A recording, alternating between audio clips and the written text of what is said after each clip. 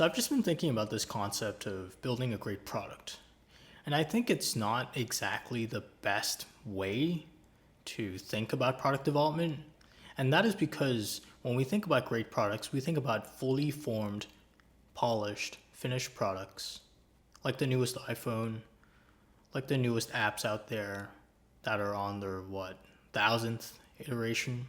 Or maybe that's an exaggeration, hundredth iteration. And we think, okay, that's the version of a great product. And as a result, we need to build as many features as possible. We need to polish as many things as possible to make our products look exactly like those great products out there. I think that's a mistake. Because honestly, at the end of the day, your users don't really care as much about how your product looks as they do about what your product does for them. If your product does not give them what they want, your users will not return. Your users will not use your product, no matter how pretty, no matter how feature rich. And the reason for that is simple. Users tend to have some idea of what they want, at least when this comes to search-based products.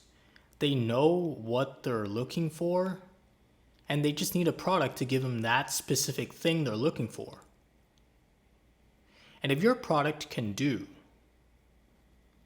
that, if your product can give them that specific thing they're looking for, then you have a great product. It doesn't matter how feature rich your product is. It's not about how your product looks. It's about how your product functions. Does your product give your users what they want? And this is not as simple as my user wants my product, I'm going to create a product so that they can get what they want.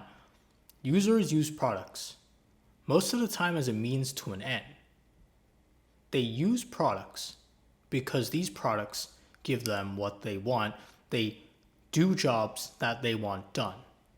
And that might mean reaching maybe a certain mental state, maybe reaching a certain physical state, maybe giving them information of some sort that they would have otherwise been unable to find, which is the case with a lot of search-based products.